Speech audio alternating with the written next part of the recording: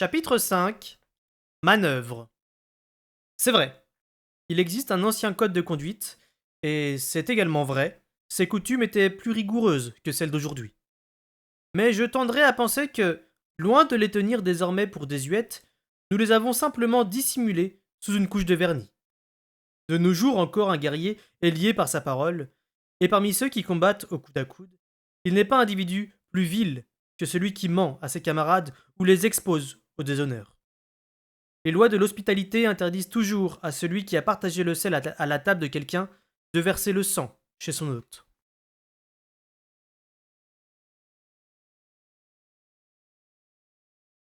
Le château de Castelcerre s'enfonçait dans l'hiver. Les tempêtes arrivaient de l'océan, nous martelaient avec une rage glacée, puis s'en allaient.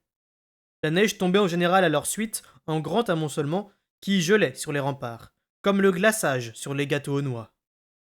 Les heures ténébreuses s'allongeaient, et, par nuit claire, les étoiles brillaient d'un éclat froid dans le ciel. Après mon long voyage pour revenir du royaume des montagnes, la férocité de l'hiver ne m'inquiétait plus autant qu'autrefois. Tandis que je faisais ma tournée quotidienne des écuries et de la vieille ferme aux cochons, le vent hivernal pouvait bien me brûler les joues et me coller les cils. Je savais qu'un bon feu m'attendait chez moi tout près de là. Et puis, les tempêtes et le froid noir qui grondaient comme des loups à la porte étaient les molosses qui empêchaient les pirates rouges d'approcher de nos côtes.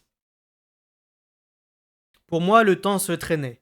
Je rendais visite chaque jour à Ketriken, comme Imbre me l'avait suggéré, mais nous ne tenions en place ni l'un ni l'autre. Et je suis sûr que je l'irritais autant qu'elle m'exaspérait. Je n'osais pas rester trop longtemps en compagnie du petit loup, de peur que nous nous lions, et je n'avais pas d'autre devoir fixe. Les journées comptaient trop d'heures, et Molly les emplissait toutes. Le pire, c'était la nuit, car alors mon esprit m'échappait complètement et mes rêves ne renfermaient que ma Molly, ma chandelière à la jupe rouge vif, aujourd'hui si triste et grave en bleu de servante. Si je ne pouvais la côtoyer de jour, je la courtisais en rêve, avec une ardeur et une énergie que je n'avais jamais réussi à rassembler à l'état de veille. Lorsque nous nous promenions sur les plages après une tempête, sa main était dans la mienne. Je l'embrassais avec compétence, avec assurance, et je soutenais son regard sans avoir le moindre secret à lui dissimuler.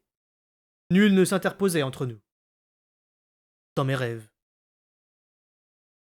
Tout d'abord, la formation qu'Imbre m'avait donnée m'incita à l'espionner. Je savais quelle chambre elle occupait à l'étage des serviteurs, je savais quelle était sa fenêtre. J'appris sans le faire exprès les horaires de ses journées. Je me postais aux endroits où j'avais des chances d'entendre son pas dans les escaliers et de l'apercevoir alors qu'elle partait au marché. J'en avais honte, mais je ne pouvais m'en empêcher. Je découvrais qui, parmi les servantes, étaient ses amis. S'il m'était interdit de lui parler, du moins pouvais-je les saluer, elle, et bavarder parfois avec elle dans l'espoir d'entendre prononcer le nom de Molly. Je me consumais du désir de la voir. Le sommeil me fuyait, et manger me laissait de marbre. Plus rien n'avait d'intérêt. J'étais installé un soir dans la salle de garde mitoyenne des cuisines. Je m'étais trouvé une place dans un coin où je pouvais m'adosser au mur et allonger mes jambes sur le banc d'en face afin de décourager toute velléité de me tenir compagnie. Une chope de bière tiède, depuis des heures, était posée devant moi. Je n'avais même plus l'énergie de m'enivrer à mort. Les yeux dans le vague, je m'efforçais de ne penser à rien lorsque le banc disparut soudain de sous mes pieds.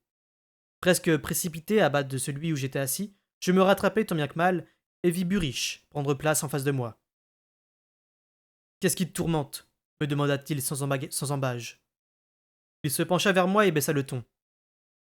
Tu as encore eu une crise? Je ramenai mon regard vers la table et répondis à mi-voix. Quelques accès de tremblement, mais pas de vraie crise. Apparemment, elles ne surviennent que si je me fatigue trop. Il hocha la tête d'un air grave, puis attendit que je poursuive. Je relevai le visage, ses yeux sombres étaient fixés sur moi, et j'y lus une inquiétude qui me toucha. Je secouai la tête et dis d'une voix rauque. C'est Molly. Tu n'as pas réussi à découvrir où elle est partie? Si, elle est ici, à Castelcerre. Elle travaille chez Patience comme chambrière. Mais Patience m'interdit de la voir. Elle prétend que... À mes premiers mots, Buriche avait écarquillé les yeux. Il se mit à jeter de regards furtifs autour de nous, puis il désigna la porte de la tête. Je me levai, Je le suivis dans les écuries et montai derrière lui jusqu'à sa chambre. Je m'assis à sa table devant l'âtre et il sortit son excellente eau-de-vie de labour ainsi que 2 timbales. Puis il apporta son nécessaire de céleri, son éternel tas de harnais à réparer et me tendit un lit-colle auquel manquait une sangle. Pour sa part, il entreprit de graver des ornements sur le petit quartier d'une selle. Il approcha son tabouret de la table et me regarda. Cette Molly, c'est donc elle que j'ai vue dans la cour des lavandières avec Brodette? Elle porte haut la tête? Il y a des reflets roux dans sa robe. Dans ses cheveux, oui, fis-je à contre-cœur. Elle a une belle croupe bien large. Elle mettra bas sans problème, dit-il d'un ton approbateur. Je le foudroyai de l'œil. Merci, répondis-je glacial. Son sourire me désarçonna. C'est ça. Mets-toi en colère. J'aime mieux ça que de te voir pleurnicher sur ton sort. Allons, raconte-moi tout. C'est ce que je fis. Je ne lui racontai pas tout, mais sans doute bien davantage que je n'eusse osé dans la salle de garde, car nous étions seuls. L'eau-de-vie me réchauffait agréablement, et j'étais entouré par les odeurs et les objets familiers de la chambre du travail de Buriche. Ici, comme nulle part ailleurs, j'avais toujours été en sécurité, et je ne voyais aucun risque à lui révéler ma peine. Il ne dit rien, ne m'interrompit pas, même après que j'eus fini. Il garda le silence et continua d'imprégner de teinture les incisions en forme de cerf qu'il avait pratiquées dans le cuir. Alors, que dois-je faire m'entendis-je enfin demander. Il posa ses outils, termina son eau-de-vie et s'en resservit une timbale. Il parcourut sa chambre du regard. Tu t'adresses à moi, je suppose, parce que tu as remarqué le brillant succès que j'ai eu à me trouver une femme aimante et à lui faire de nombreux enfants. Je restais confondu de l'amertume qui perçait dans sa voix. Mais, avant que je puisse y répondre, il éclata d'un rire étranglé. N'y pense plus. À la fin des fins, c'est moi qui ai choisi ma vie. Et j'ai pris ma décision, il y a de longues années. À ton avis, Fitz Chevalerie, que dois-tu faire? Je le dévisageai d'un air morose, sans rien dire. Pourquoi est-ce que tout est allé de travers, au fond reprit-il. Comme je restais muet, il me demanda. Ne viens-tu pas de me dire que tu l'as courtisée comme un gamin, alors qu'elle prenait tes avances pour celles d'un homme? C'est un homme qu'il désirait. Alors, ne boude pas comme un gosse qui n'a pas ce qu'il veut. Comparte-toi en homme. Il but la moitié de son eau-de-vie, puis remplit nos 2 timbales. Comment? Fis-je d'une voix tendue. De la même façon que tu l'as fait en d'autres occasions. Accepte la discipline. Conforme-toi à la tâche. Comme ça, tu ne la verras plus. Ce qui ne veut pas dire, si je connais un tant soit peu les femmes, qu'elle ne te verra pas. Ne l'oublie pas. Et regarde-toi, tes cheveux, on dirait le poil d'hiver d'un poney. Quant à ta chemise, je parie que tu la portes depuis une semaine. Et tu es maigre comme un poulet de janvier. Ça m'étonnerait que tu regagnes son respect dans cet état-là. Nourris-toi, soigne ta mise chaque matin, et, au nom de Veda, prends de l'exercice, au lieu de traînailler dans la salle de garde. Fixe-toi à des travaux à accomplir, et mets-y. Sans mot dire, j'acquiesçai lentement. Il avait raison, bien sûr. Pourtant, je ne pus m'empêcher de protester. Mais rien de tout ça ne me servira si Patience refuse toujours de me laisser voir Molly. Au bout du compte, Patience n'a pas d'importance, crois-moi. Ça se passe entre Molly et toi. Et le roi subtil, fis-je avec un sourire forcé. Il me regarda d'un air interrogateur. D'après Patience, un homme ne peut à la fois avoir juré allégeance à un roi et donner complètement son cœur à une femme. On ne peut pas mettre 2 selles sur un cheval, m'a-t-elle dit. Et Patience a épousé un roi servant, et elle a su se satisfaire du peu de temps qu'il avait à lui consacrer. Je tendis à Buriche le licol réparé. Il ne le prit pas. Sa tabale d'eau-de-vie était à mi-chemin de ses lèvres, mais il la reposa si brutalement que l'alcool éclaboussa la table. Elle t'a dit ça? Me demanda-t-il d'une voix rauque. Son regard me transperçait. Je hochai la tête. Il ne serait pas honorable, a-t-elle affirmé, d'obliger Molly à se contenter du rare temps libre que m'accorderait le roi. Buriche se laissa aller en arrière. Ses traits reflétaient le conflit d'émotions qui faisait rage en lui. Il détourna les yeux vers la cheminée, puis les ramena vers moi. L'espace d'un instant, je crus qu'il allait me dire quelque chose. Mais il se redressa sur son siège, avala son eau-de-vie, cul sec, et se leva soudain. Il fait trop calme ici. Si nous descendions à bord de Castelcerre.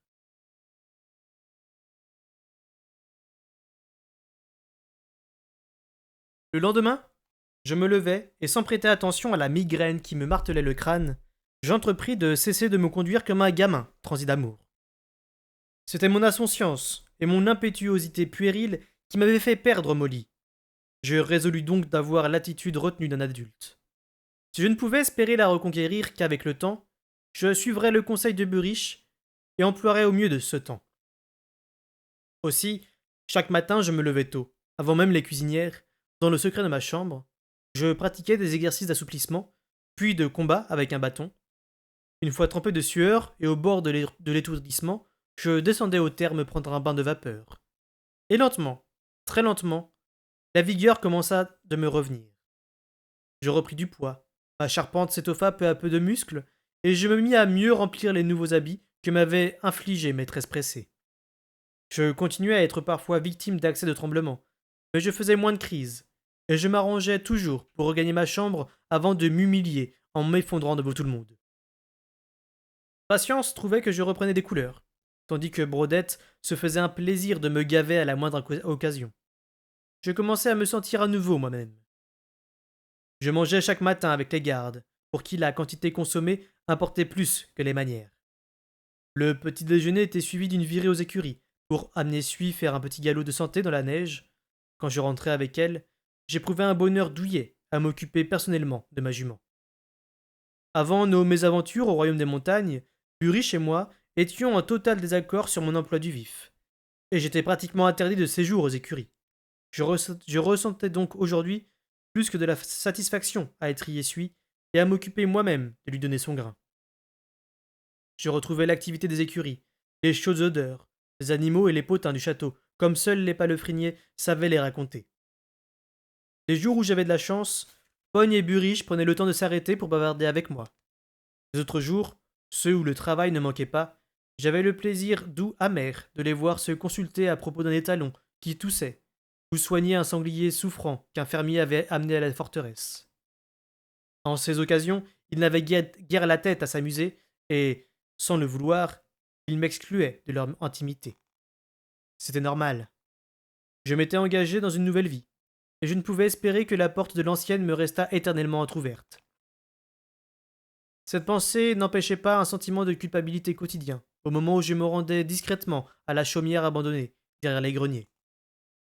Je n'y allais qu'avec la plus grande prudence. La paix qui existait entre Burich et moi était trop récente pour que je la croie inébranlable, et je me rappelais trop bien la douleur que j'avais ressentie en perdant son amitié. Si Burich soupçonnait un jour que j'avais recommencé à pratiquer le vif, il me rejetterait aussi vite et aussi complètement que la première fois. Chaque jour, je me demandais ce qui me poussait exactement à jouer son affection et son respect pour un petit loup. Ma seule réponse, c'était que je n'avais pas le choix. Je n'aurais pas pu me détourner de Loupio davantage que d'un enfant mourant de faim dans une cage. Pour Burich, le vif qui me laissait parfois ouvert à l'esprit des animaux était une perversion, une faiblesse révoltante à laquelle un homme digne de ce nom ne se laissait pas aller. Il m'avait quasiment avoué en posséder le talent latent, mais en affirmant avec vigueur ne jamais s'en être servi. Et de fait, s'il l'avait employé, je ne l'y avais jamais surpris. La réciproque n'était pas vraie. Avec une perception extraordinaire, il savait toujours lorsqu'un animal m'attirait. Quand, enfant, je me permettais d'utiliser le vif avec une bête, j'avais généralement droit à un coup sur la tête ou à une gifle énergique pour me remettre au travail. À l'époque où je vivais avec lui dans les écuries, il faisait tout son possible pour m'empêcher de me lier à un animal. Il y avait toujours réussi, sauf en deux occasions. Et la peine intense que m'avait causée la perte de mes compagnons de vif m'avait convaincu de la justesse de ses vues. Seul un fou pouvait se prêter à un jeu qui menait inévitablement à tant de chagrin. J'étais donc un fou, et non un homme, n'avoir pas su résister au prétexte d'un bébé loup battu et affamé. Je chapardais os, restes de viande et croûtes de pain et faisais en sorte que nul, pas même Mijote ni le fou, ne soit au courant de mes activités. Je me donnais beaucoup de mal pour modifier chaque jour l'heure de ma visite et pour prendre un chemin différent, afin d'éviter de tracer une piste jusqu'à la chaumière. Le plus difficile avait été de chipper de la paille fraîche et une vieille couverture de cheval dans les écuries, mais j'y étais arrivé. Quelle que fût l'heure où je me présentais, Loupio m'attendait. Et ce n'était pas seulement la vigilance d'un animal qui espère avoir à manger. Il sentait quand j'entamais mon trajet quotidien vers la chaumière, et il guettait ma venue. Il savait aussi lorsque j'avais des gâteaux au gingembre dans la poche, et s'en prit rapidement d'un goût immodéré. Sa méfiance envers moi n'avait pourtant pas disparu. Je percevais sa circonspection, et je voyais comme il se reculait quand je m'approchais de lui. Mais chaque jour où je ne le battais pas, chaque miette de nourriture que je lui apportais était une pierre de plus dans le pont de confiance qui se bâtissait entre nous. Cependant, je ne voulais pas de ce lien, et je m'efforçais le plus possible de garder mes distances et de faire taire le vif entre nous. Je craignais qu'il perde la nature sauvage, qui lui serait nécessaire pour survivre seul. Je lui serinais cet avertissement. Tu dois rester caché. Les hommes sont un danger pour toi, et les chiens aussi. Tu dois rester dans cette maison et ne faire aucun bruit si quelqu'un survient. Au début, il n'eut pas de mal à s'y conformer. Tristement émacié, il se jetait sur la nourriture et la dévorait, puis s'endormait sur sa litière avant même que je m'en aille. Bien me surveillait d'un œil jaloux, tout en rongeant un os. Mais peu à peu, bien nourri, avec de la place pour bouger et sans plus de crainte envers moi, il retrouva le caractère naturellement joueur d'un jeune animal. Il se mit à se jeter sur moi en feignant de m'attaquer dès que j'ouvrais la porte, et à exprimer le bonheur que lui procuraient les gros os de bœuf, en les maltraitant avec force grondement. Lorsque je lui reprochais le raffut qu'il faisait, ou les traces qui trahissaient ses ébats nocturnes dans le champ de neige à l'arrière de la chaumière, il se tapissait dans un coin pour fuir mon mécontentement. Mais, en ces occasions, j'observais aussi la férocité qui se dissimulait au fond de ses yeux. Il ne me reconnaissait aucune autorité, aucune domination sur lui, seulement une sorte de rang plus élevé, comme au sein d'une meute. Il attendait l'heure où il prendrait ses propres décisions. Aussi pénible que ce fût parfois, c'était nécessaire. Je l'avais sorti de sa cage avec la ferme intention de le rendre à la liberté. D'ici un an, il ne serait plus qu'un loup parmi les autres qui hurlaient dans le lointain, la nuit, et je le lui répétais sur tous les tons. Au début, il voulait savoir quand je le tirerais de la forteresse puante et des murailles qui l'enfermaient. Je lui promettais que ce serait bientôt, dès qu'il aurait repris des forces, dès que le plus noir de l'hiver serait passé, et qu'il pourrait se défendre seul. Mais les semaines s'écoulaient. Les tempêtes lui rappelaient la chaleur douillette de la salitière, et la bonne viande avec laquelle il s'étoffait les os. Et il m'interrogeait de moins en moins souvent. Moi-même, parfois, j'oubliais de lui rappeler ce qui l'attendait. La solitude me rongeait de l'intérieur et de l'extérieur. La nuit, je me demandais quelles seraient les conséquences si j'allais discrètement frapper à la porte de Molly. Et le jour, je me retenais de me laisser lier au petit loup qui dépendait entièrement de moi. À part moi, il n'y avait qu'une autre créature dans le château qui fut aussi seule que moi.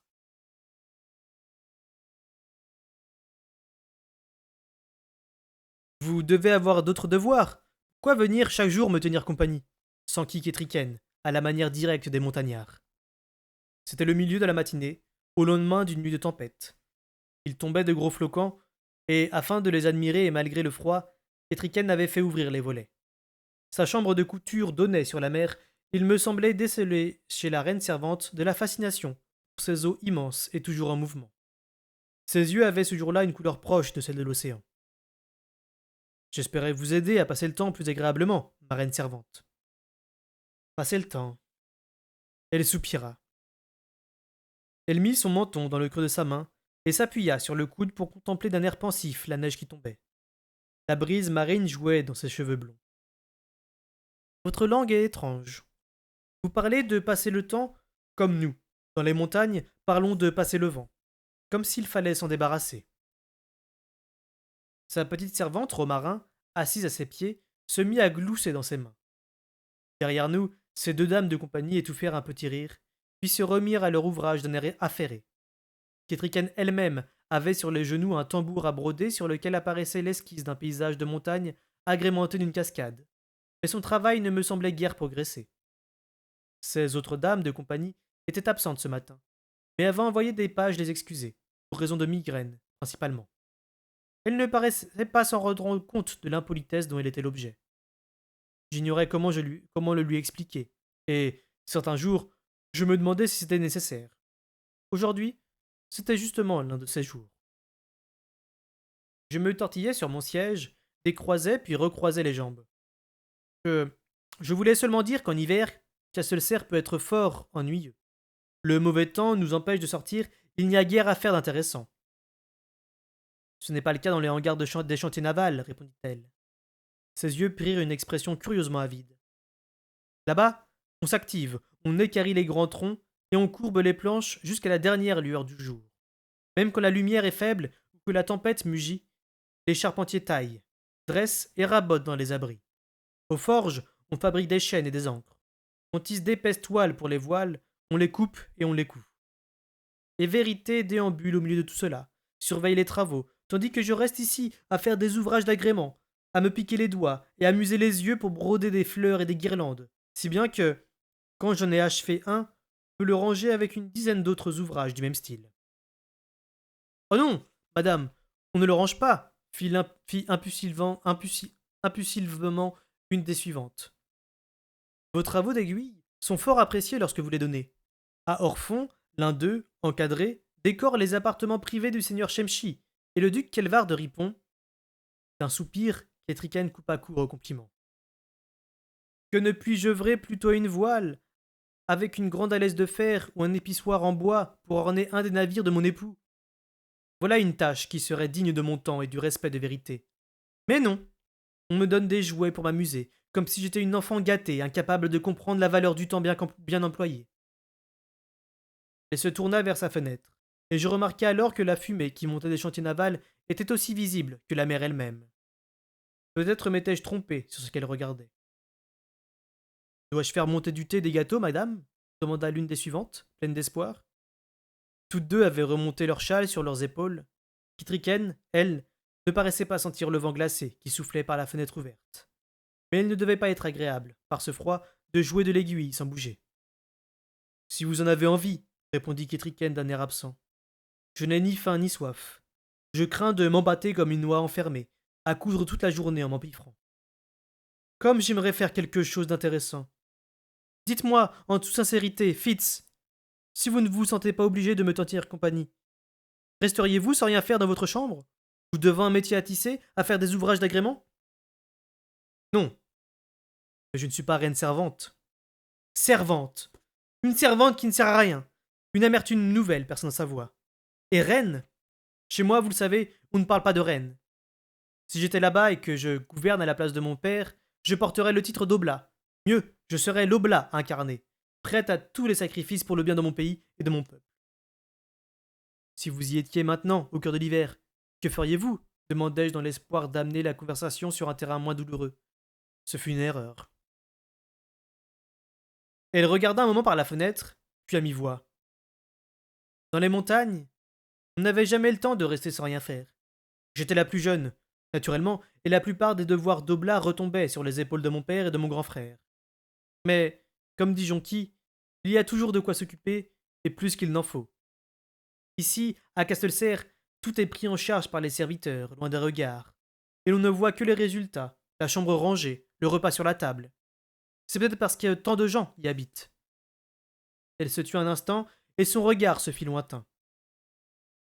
À Jamp, en hiver, le silence s'installe sur le palais et la ville elle-même. La neige tombe en abondance et un grand froid se referme sur le pays. Les pistes peu fréquentées disparaissent pour la saison. Les patins remplacent les roues. Ceux qui sont venus visiter la cité sont rentrés chez eux depuis longtemps. Au palais de Jamp, il n'y a que les membres de ma famille et ceux qui ont choisi d'y résider pour les aider. Pas pour les servir, non, pas exactement. Vous avez été à Jamp. Vous savez donc que nul là-bas, sauf la famille royale, n'a pour seul rôle de servir. Si j'étais à Jamp, je me lèverais tôt, j'irais tirer de l'eau pour le gruau commun et je prendrais mon tour pour touiller la marmite. Kira, Sénic, Geoffron et moi animerions les cuisines de nos bavardages, entourés des enfants qui couraient partout comme des fous, iraient chercher du bois pour le feu et mettraient le couvert en jacassant de mille choses. Sa voix mourut et j'écoutais le silence de sa solitude. Elle finit par reprendre. S'il y avait un travail à exécuter, dur ou facile, nous nous y mettions tous. J'ai aidé à courber, puis à lier les branches pour fabriquer une grange. Au cœur même de l'hiver, j'ai participé au sauvetage d'une famille qu'un incendie avait ruinée, en déblayant la neige et en dressant de nouvelles arches fêtières pour sa maison. Croyez-vous qu'un oblat ne puisse traquer un vieil ours acariate qui tue les chèvres de nos bergers, ni aider à tirer sur une corde pour consolider un pont ébranlé par la crue? Le regard qu'elle m'adressa était empreint d'une souffrance sincère. Ici, à Castelcerre, nous ne risquons pas la vie de nos reines, répondis-je simplement. D'autres bras peuvent tendre une corde, et nous avons des dizaines de chasseurs qui se battraient pour l'honneur d'abattre un décimeur de troupeaux. Nous n'avons qu'une reine. Il y a des choses que seule une reine peut faire. Derrière nous, les dames de compagnie nous avaient pratiquement oubliés. L'une d'elles avait appelé un page, il était revenu avec des gâteaux et du thé fumant dans une bouilloire. Elles bavardaient entre elles en se réchauffant les mains sur leurs tasses. Je les examinais brièvement pour me rappeler lesquelles les suivantes avaient choisi de s'occuper de leur reine. Je commençais à m'apercevoir que Kritiken n'était peut-être pas une reine des plus commodes à suivre. Sa petite servante, Romarin, était assise à même le sol près de la table à thé, les yeux dans le vague, un gâteau au creux des mains. Je regrettais soudain de n'avoir plus 8 ans, de ne pouvoir la rejoindre par terre. Je sais à quoi vous faites allusion, fit Ketriken d'un ton brusque. Je suis ici pour donner un héritier, à vérité. C'est un devoir auquel je ne cherche pas à me dérober, car je n'y vois pas un devoir, mais un plaisir. Je voudrais seulement être sûr que mon seigneur partage mes sentiments. Mais il est toujours au bourg, occupé à ses chantiers. Je sais où il est aujourd'hui. En bas, dans les hangars, regardez ses navires se créer peu à peu, à partir de planches et de troncs. Ne puis-je être à ses côtés sans pour autant courir de risques? Voyons. Si je suis la seule à pouvoir lui donner un héritier, lui seul peut l'engendrer. Dans ce cas, pourquoi dois-je rester confiné ici, tandis qu'il se jette à corps perdu dans la protection de notre peuple? C'est là une mission que je devrais partager en tant qu'oblade et séduché. Mon séjour au royaume des montagnes m'avait habitué à la franchise de ses habitants. Pourtant, je fus choqué par la brutalité des propos de la reine, et j'y ai réagi avec une audace excessive. Sans l'avoir prémédité, je tendis le bras sous son nez pour fermer les volets de la fenêtre par où soufflait un vent froid, et je profitai de cette proximité pour lui chuchoter d'une voix tendue. Si vous croyez que c'est là l'unique responsabilité de nos reines, vous vous trompez lourdement, madame. Pour aller avec la même franchise que vous, vous négligez vos devoirs envers vos suivantes, qui ne se trouvent dans cette pièce aujourd'hui que pour vous servir et causer avec vous. Réfléchissez. Ne seraient-elles pas plus à l'aise dans leurs appartements pour faire les mêmes travaux d'aiguille ou en compagnie de maîtresses pressées? Vous soupirez après ce que vous considérez comme un rôle plus important. Mais vous en avez un à jouer que le roi lui-même ne peut tenir. Et c'est pour celui-là que vous êtes ici.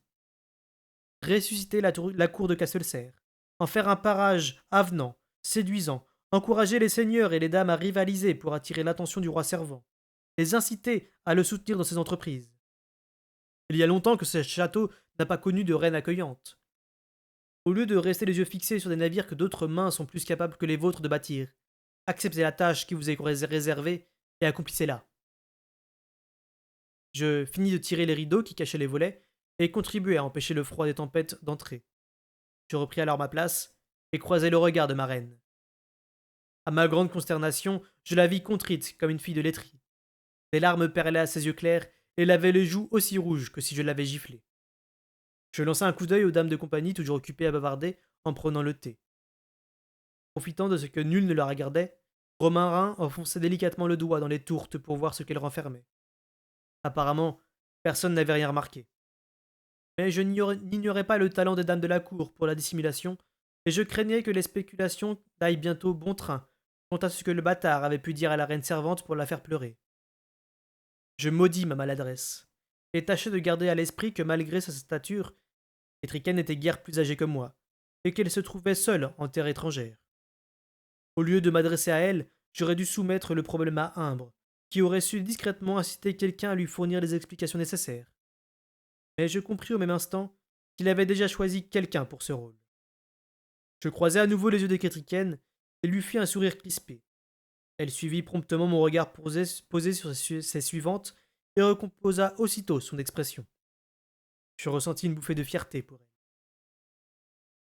Que me suggérez-vous demanda-t-elle à mi-voix. Je vous prie de me pardonner, fis-je avec humilité. J'ai honte de l'audace avec laquelle j'ai parlé à ma reine. Mais je suggère qu'elle honore ses deux suivantes fidèles, d'une marque particulière de faveur royale, pour les récompenser de leur loyauté. Elle hocha la tête. Et quelle faveur? Une réunion intime dans les propres appartements de la reine, par exemple, pour assister au spectacle d'un ménestrel éminent ou d'un marionnettiste connu. Peu importe le divertissement, ce qui compte, c'est qu'en soient exclues celles qui n'ont pas voulu vous servir aussi fidèlement que ces deux dames. Je dirais une manigance à la royale. En effet, il est très doué pour créer larbins et parasites, mais lui agirait par mépris, pour punir ceux qui n'auraient pas voulu le servir. Et moi, vous, ma reine servante, vous récompensez celles qui ont fait preuve de fidélité, sans volonté de sanctionner les autres, mais seulement de jouir de la compagnie de personnes qui vous rendent votre affection. Très bien. Et le ménestrel? Je vous conseille Velours. Quand il chante, on a l'impression qu'il susurre des galanteries à chaque dame présente. Voulez-vous voir s'il serait libre ce soir? Madame, je ne puis m'empêcher de sourire. Vous êtes la reine servante. Vous l'honorez en requérant ses services. Il ne sera en aucun cas trop occupé pour vous obliger. Étriquenne soupira encore une fois, mais moins profondément. D'un hochement de tête, elle me congédia, puis s'approcha en souriant de ses dames de compagnie, pour s'excuser de son humeur distraite. Je leur demandai si elle pourrait venir chez elle dans la soirée. Je les vis échanger des regards, puis sourire, et je sus que nous avions bien fait. Je pris mentalement note de leurs noms, Dame Espérance et Dame Pudeur. Je m'inclinai avant de sortir, mais mon départ passa pour ainsi dire inaperçu. C'est ainsi que je devins conseiller de Ketriken. Je n'appréciais guère ce rôle de compagnon, d'instructeur, de souffleur, qui lui indiquait les pas de danse imposés par sa condition. En vérité, c'était une tâche déplaisante que la mienne. J'avais l'impression à la fois de la rabaisser par mes réprimandes et de la corrompre en lui enseignant à emprunter les voies tortueuses du pouvoir dans la toile d'araignée de la cour. Elle avait raison. C'étaient des procédés dignes de royal. Si elle les employait dans des buts plus nobles, de manière moins violente que lui, mes intentions n'en restaient pas moins très égoïstes. Je voulais qu'elle accumule du pouvoir, afin d'associer fermement dans l'esprit de chacun le trône à vérité. Tous les jours, en début de soirée, je devais me rendre chez Dame Patience. Elle et Brodette prenaient ses visites très au sérieux. Aux yeux de Patience, j'étais entièrement à sa disposition, comme si j'étais encore son page. Et elle ne se gênait pas pour me demander de copier un antique manuscrit sur son précieux papier de roseau, ni pour exiger de constater mes progrès dans la pratique de la cornemuse de mer. Elle me reprochait toujours de ne pas faire suffisamment d'efforts dans ce domaine, et passait en général près d'une heure à m'embrouiller les idées en essayant de m'apprendre à jouer convenablement. Je me montrais aussi docile et poli que possible, mais je me sentais pris au piège de la conspiration des deux femmes destinées à m'empêcher de voir Molly. Je reconnaissais la sagesse de la ligne de conduite imposée par Patience, mais la raison n'apaise pas la solitude. Malgré les efforts pour me tenir loin de Molly, je la voyais partout. Oh, pas en personne, non, mais dans le parfum suave d'une grosse bougie à la baie de laurier, dans le manteau jeté sur un fauteuil. Même le miel des gâteaux de miel avait le goût de Molly. Me prendra-t-on pour un sot si je dis que si je m'installais tout près de la bougie pour respirer son parfum, que je m'asseyais dans le fauteuil afin de m'adosser à son manteau humide de neige?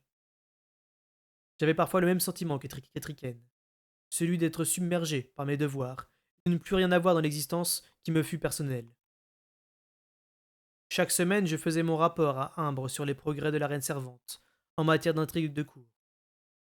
Ce fut lui qui m'avertit que, tout soudain, les dames les plus éprises de Royal s'étaient mises à rechercher aussi les faveurs de Ketriken. Je dus donc la mettre en garde et lui indiquer qui traiter, soisement, mais sans plus, et à qui faire sans réserve bon visage. Parfois, je me disais que je devais être en train de tuer au nom de mon roi, plutôt que de me laisser entraîner dans ses sournoiseries. Puis un jour, le roi subtil me fit convoquer. Le message me parvint un matin, très tôt, et je m'habillai en hâte pour me rendre auprès de mon roi. C'était la première fois qu'il m'appelait depuis mon retour à Castelcerre. J'étais inquiet de son silence. Était-il mécontent de moi, ou de ce qui s'était passé à Jamp? Non, il me l'aurait dit en face. Néanmoins, l'incertitude me rongeait. J'essayais en même temps de faire vite, afin de me présenter le plus rapidement possible devant lui, et de soigner particulièrement ma tenue. Mais je ne réussis qu'à échouer dans l'un et dans l'autre. Mes cheveux, qu'on avait coupés à cause de la fièvre dans les montagnes, avaient repoussé aussi hirsutes et indisciplinés que ceux de vérité. Puis, ma barbe commença à poindre, et, par deux fois déjà, Burich m'avait mis en demeure de choisir entre la porter carrément ou me raser plus fréquemment. Comme elle poussait par plaques, à l'instar de la robe d'hiver d'un poney, je m'entaillais diligemment la figure à plusieurs reprises. Ce matin, avant de comprendre que quelques poils épars seraient moins visibles qu'une débauche de sang. Je me peignais les cheveux en arrière en regrettant de ne pouvoir les natter en queue, comme les guerriers, puis je fixais sur ma chemise l'épingle que Subtil m'avait remise il y avait tant d'années pour signifier que je lui appartenais. Enfin, je me précipitai vers les appartements de mon roi. Alors que j'enfilais à grands pas le couloir qui conduisait à la porte du roi, Royal sortit brusquement de sa propre chambre. Je m'arrêtai pour éviter de le heurter et le regardai avec la sensation d'être pétrifié.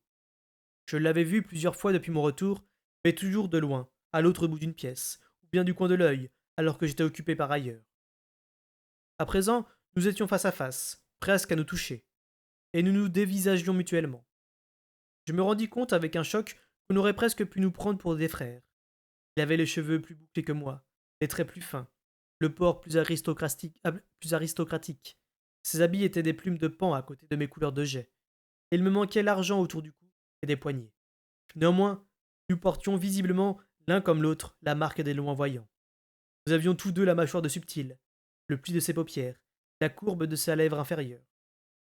Ni le prince ni moi ne rivaliserions un jour avec la charpente massivement musclée de Vérité. Mais je m'en approcherais davantage que Royal. Nous avions moins de 10 ans d'écart, et seule sa peau me séparait de son sang. Je croisai son regard et regrettai de ne pouvoir répandre ses entrailles sur le dallage. Il sourit, et ses dents blanches apparurent brièvement. Le bâtard, fit-il aimablement. Son sourire se durcit. Plutôt, Maître Fitz, un nom forcéant que tu t'es choisi là. Sa prononciation ne laissait aucun doute sur l'insulte. Prince royal, répondis-je d'un ton aussi insultant que le sien. Je demeurai sans bouger devant lui avec une patience que je ne me connaissais pas. C'est lui qui devait me frapper le premier. L'espace d'un instant, nous tîmes nos positions, les yeux dans les yeux. Puis il baissa le regard pour se débarrasser d'une poussière imaginaire sur sa manche et reprit son chemin. Je ne m'écartai pas, et il ne me bouscula pas comme il l'eût fait autrefois. J'inspirai profondément et me remis en route. Je ne connaissais pas le garde à la porte, mais il me fit signe d'entrer dans les appartements du roi avec un soupir. Je m'imposai une nouvelle corvée, apprendre les noms et les visages du château. À présent que la cour grouillait de gens venus voir la nouvelle reine, je croisais sans cesse des individus qui me saluaient sans que je puisse mettre un nom sur eux. Quelques jours auparavant, j'avais entendu un marchand de charcuterie dire à son apprenti près des cuisines. Ce doit être le bâtard, d'après sa tête. Je n'avais eu un sentiment de vulnérabilité. Tout changeait trop vite pour moi. Je restais confondu en entrant chez le roi Subtil. Je m'attendais à trouver les fenêtres entr'ouvertes pour laisser pénétrer l'air vivifiant de l'hiver. Subtil habillé, alerte, debout devant une table, prêt à l'action comme un capitaine auquel ses lieutenants présentaient leur rapport. Il avait toujours été ainsi, vieillard vif, strict avec lui-même, matinal, aussi matois que son nom le disait. Mais il n'était pas dans son salon. Je m'avançai jusqu'à l'entrée de sa chambre et jetai un coup d'œil par la porte ouverte. Elle était encore plongée dans une demi-pénombre. Un serviteur manipulait bruyamment des tasses et des assiettes sur une petite table placée près du grand lit à baldaquin. L'homme ne m'accorda qu'un bref coup d'œil. Me prenait manifestement pour un domestique. L'air immobile sentait le refermer, comme si la chambre n'avait plus servi ou été aérée depuis longtemps. J'entendis un moment que le serviteur annonce ma présence au roi, mais comme il n'en faisait rien, je m'approchai du lit d'un pas circonspect. Comme le roi ne disait rien, je pris mon courage à deux mains. Mon roi, je suis venu selon vos ordres. Subtil était assis dans son lit, au milieu des ombres des rideaux, le dos abondamment soutenu par des coussins. Il ouvrit les yeux. Qui? Ah, Fitz! Assis-toi! Urfès, apporte-lui un siège. Une coupe et une assiette aussi. Comme le serviteur s'éloignait, le roi me confia. Je regrette Schaeffer. Je l'avais eu tant d'années que je n'avais plus besoin de lui expliquer ce que je voulais. Je me souviens de lui, monseigneur. Où est-il s'il n'est plus ici? La toux l'a emporté. Il l'a attrapé à l'automne, il ne s'en est jamais débarrassé. Il s'est étiolé peu à peu, au point de ne plus pouvoir respirer sans siffler. Je revoyais le serviteur en question. C'était plus tout jeune, mais pas très vieux non plus. Qu'il soit mort si tôt m'étonnait. Je restais debout sans mot dire, en attendant que Murfès revienne avec un siège, une coupe et une assiette. Puis je m'installai sous son regard désapprobateur, dont je n'avais cure. il apprendrait bien vite que le roi subtil établissait lui-même ses propres règles de protocole. Et vous, mon roi, portez-vous bien? Je ne me rappelle pas vous avoir jamais vu au lit dans la matinée. Subtil émit un grognement d'impatience. C'est extrêmement agaçant. Ce n'est pas une vraie maladie, rien que des vertiges, la tête qui me tourne dès que je fais des mouvements trop brusques. Chaque matin, j'ai l'impression que c'est passé, mais quand j'essaye de me lever, les fondations de Castelcer se mettent à danser. Aussi, je reste au lit, je mange et je bois un peu, puis je me lève prudemment. Vers midi, je suis de nouveau moi-même. À mon avis, c'est en relation avec le froid de l'hiver, mais le guérisseur prétend que cela provient peut-être d'un ancien coup d'épée que j'ai reçu quand j'avais à peu près ton âge. Regarde, on voit encore la cicatrice. Mais je croyais cette blessure guérie depuis longtemps. Le roi se pencha en avant en soulevant d'une main tremblante une mèche de cheveux grisonnants, à la hauteur de sa tempe. Je distinguais la fronce d'une vieille balafre et je hochai la tête. Mais assez de cela. Je ne t'ai pas appelé pour te consulter à propos de ma santé. J'imagine que tu connais le motif de ta présence ici. Vous désirez un rapport complet sur les événements de Jamp? Je jetai un coup d'œil alentour et repérai Murfess, non loin de nous. Schaeffer, lui, aurait quitté la pièce pour nous permettre de discuter librement. Jusqu'à quel point pouvais-je parler franchement en présence de ce nouveau domestique? Mais Subtil écarta le sujet d'un geste désinvolte. C'est déjà fait, mon garçon, dit-il en articulant péniblement. Vérité et moi nous en sommes entretenus. La page est tournée. Je ne pense pas que tu puisses m'apprendre grand-chose que je ne sache déjà, ou que je n'ai deviné. Vérité et moi avons longuement débattu. Je, je regrette certains incidents, mais c'est le passé. C'est du présent qu'il faut nous occuper, n'est-ce pas? Les mots se pressaient dans ma gorge, presque à m'étouffer. Royal, avais-je envie de lui dire, votre fils a tenté de me tuer. Moi, votre petit-fils de bâtard. Vous êtes-vous longuement entretenu avec lui aussi? Et était-ce avant de m'avoir jeté entre ses griffes ou après?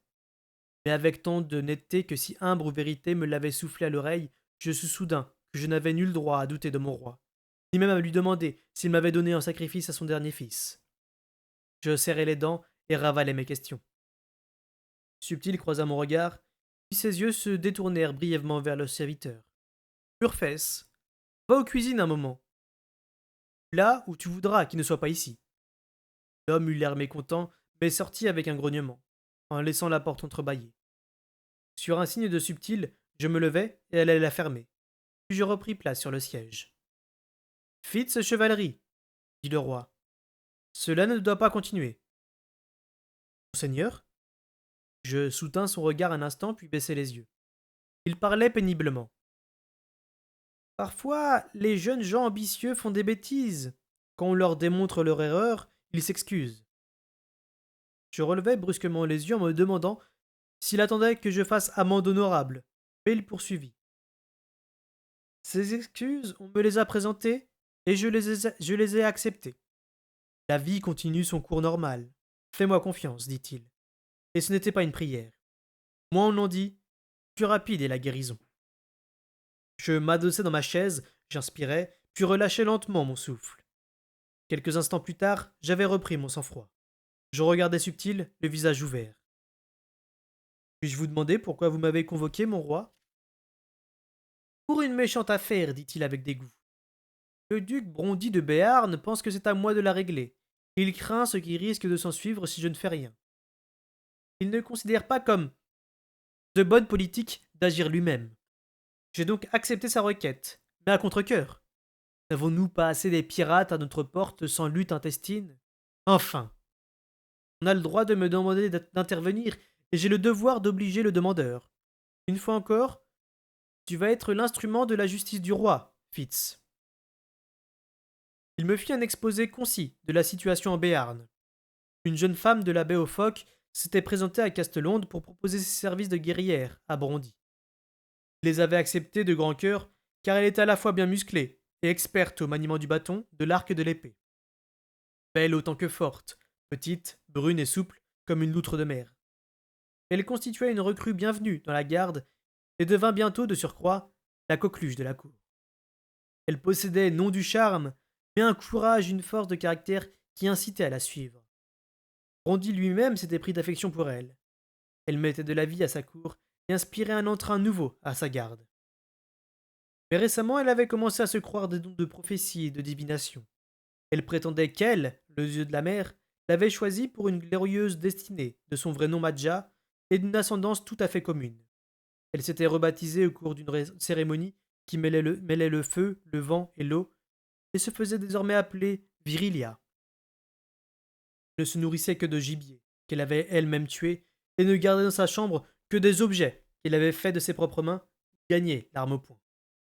Le nombre de ses disciples ne cessait de croître, et on y trouvait aussi bien de jeunes nobles que quantité des soldats qu'elle commandait. À tous, elle prêchait la nécessité de revenir au culte et à l'adoration d'elle. Elle se faisait l'apôtre des anciennes traditions d'un mode de vie rigoureux et simple qui glorifiait le mérite personnel. Elle considérait les pirates et les forgisations comme des sanctions envoyées par elle pour nous punir de nos mœurs relâchées et accusait la lignée des loin-voyants d'encourager ce laxisme. Tout d'abord, elle n'avait fait ce genre de déclaration qu'avec circonspection. Et si, dernièrement, elle se montrait plus franche, elle ne poussait jamais l'audace jusqu'à tenir des propos ouvertement séditieux.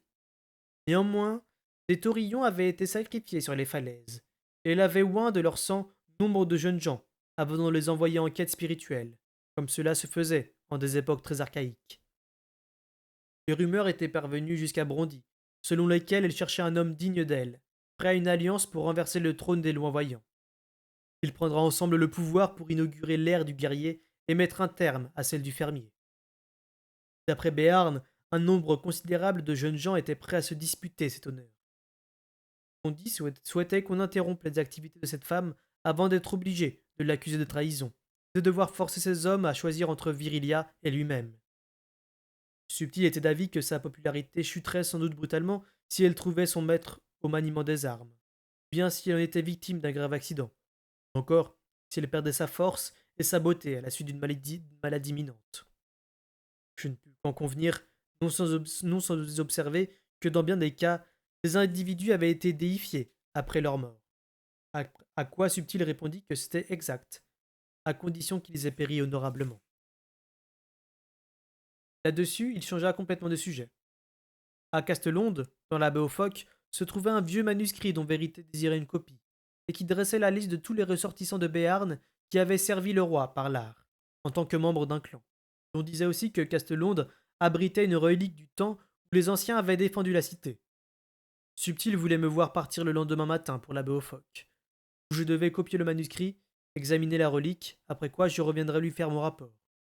Je devais également transmettre à Brondy les meilleurs vœux du roi et son assurance qu'il serait bientôt mis un terme à ces désagréments. J'avais compris. Alors que je m'apprêtais à sortir, Subtil leva la main. J'attendis qu'il parle. As-tu le sentiment que je tiens la part de mon marché avec toi demanda-t-il. C'était la vieille question, celle qu'il me posait toujours à la fin de nos rencontres lorsque j'étais enfant. Cela me fit sourire. Oui, sire, répondis-je comme d'habitude. Alors, veille à tenir la tienne aussi. Il se tut, puis, ce qu'il n'avait jamais fait jusque-là, il reprit.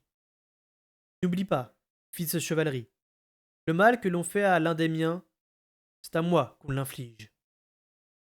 Sire, tu ne ferais pas de mal à l'un des miens, n'est-ce pas? Je me roidis. Je savais ce qu'il me demandait, et je l'acceptais. Sire, je ne ferai de mal à aucun des vôtres. J'ai prêté allégeance à la maison des loin-voyants. Il hocha lentement la tête. Il avait arraché des excuses à Royal, et à moi la promesse que je ne tuerais pas son fils. Il croyait sans doute avoir rétabli la paix entre nous. Dans le couloir, je repoussai mes cheveux en arrière. Je venais de donner ma parole. Je réfléchis soigneusement et m'astreignis à envisager ce qu'il allait m'en coûter de la tenir. Aussitôt la rancœur m'envahit, jusqu'à ce que j'imagine ce qu'il m'en coûterait d'enfreindre ma promesse. Alors, j'allais chercher au fond de moi les restrictions que j'avais pu formuler et les extirpai sans pitié. Enfin, je pris la résolution de respecter mon engagement, sans faillir. La paix ne régnait assurément pas entre Royal et moi, mais je pouvais au moins faire la paix avec moi-même. Ragaillardi par ma décision, j'enfilai le couloir à grands pas. Je n'avais pas refait mes réserves de poison depuis mon retour des montagnes, et, au dehors, les plantes hibernaient encore. Il me faudrait donc dérober ce dont j'avais besoin. Je trouverais certains produits chez les teinturiers, et le magasin du guérisseur m'en fournirait d'autres.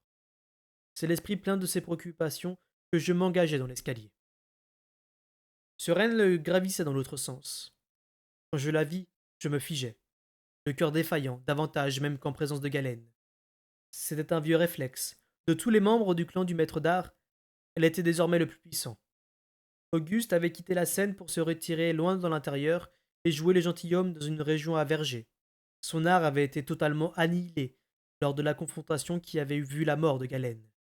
Sereine était maintenant la clé de voûte du clan. En été, elle demeurait à Castelcerre et les autres membres du clan, répartis dans des tours des forteresses tout le long de la côte, envoyaient par son canal leur rapport au roi. Pendant l'hiver, le clan se réunissait à Castelcerre pour renouer les liens et consolider l'esprit de groupe. En l'absence d'un maître d'art, Sereine avait hérité d'une bonne part de la position de Galène au château. Elle avait également repris à son compte, et avec enthousiasme, la haine que me vouait Galène. En sa présence, je me rappelais qu'avec trop d'honnêteté, les violences passées, et je ressentais une angoisse inaccessible à la logique. Je l'évitais depuis mon retour, mais à présent j'étais cloué sous son regard. La largeur de l'escalier était plus que suffisant pour permettre à deux personnes de s'y croiser, sauf si l'une d'elles se plantait délibérément au milieu d'une marche. Bien que je fusse au-dessus d'elle, je sentis qu'elle avait l'avantage.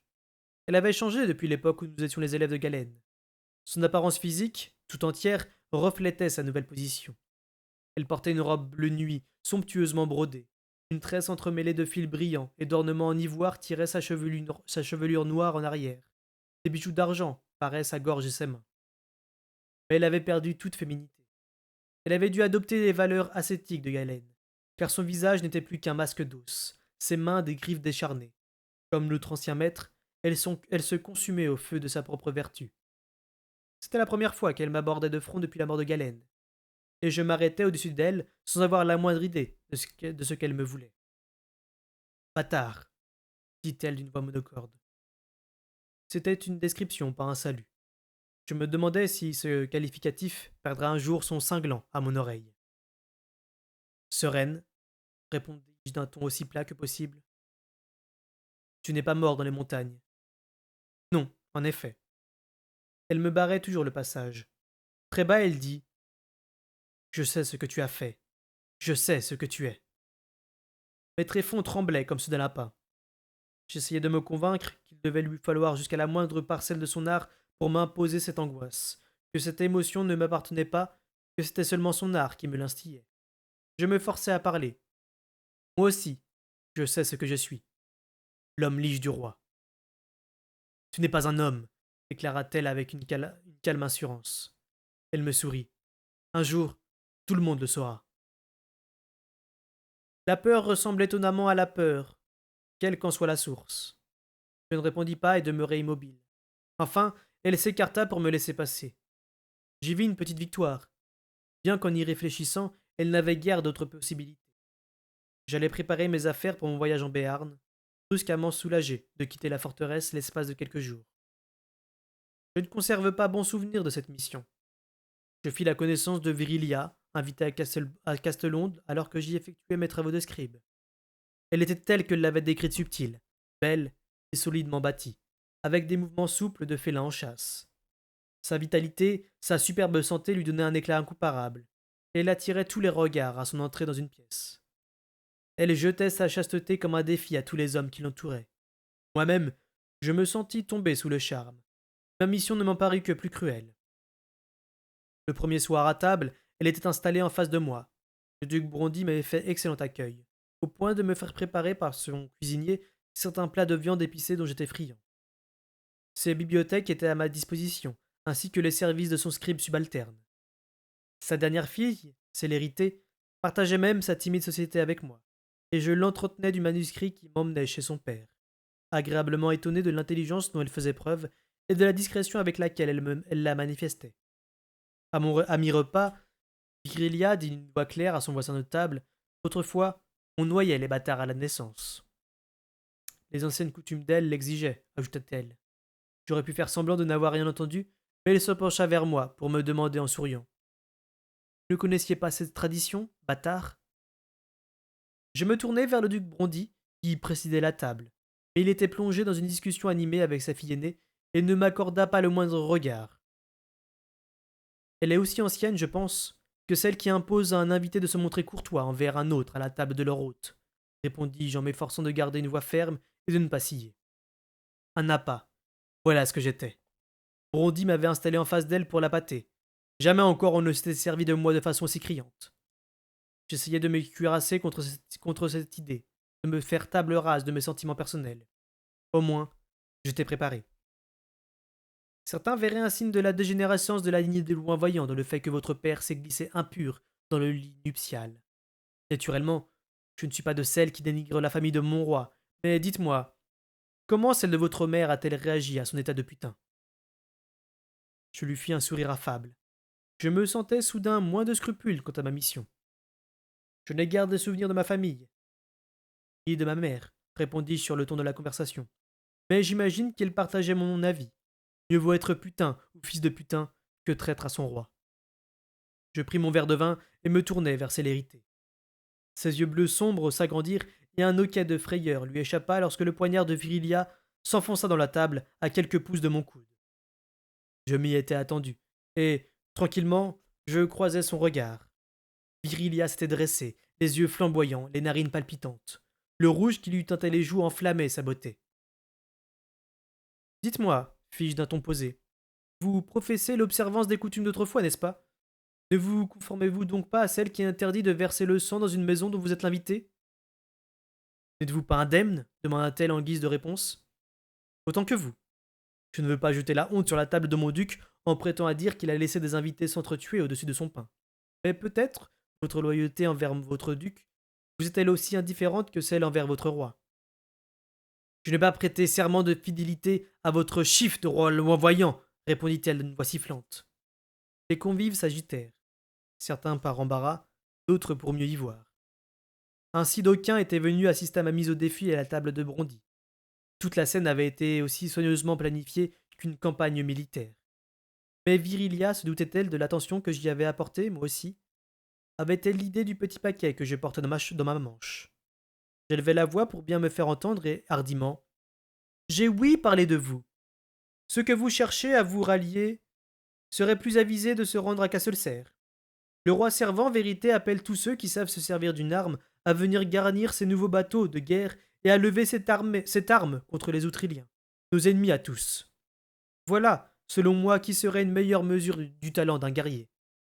N'est-ce pas là un but plus honorable que de se tourner contre les chefs à qui l'on a juré fidélité, que de répandre le sang d'un taureau à la pleine lune, au sommet d'une falaise, alors que cette viande pourrait nourrir ceux des nôtres, que les pirates rouges ont dépouillés?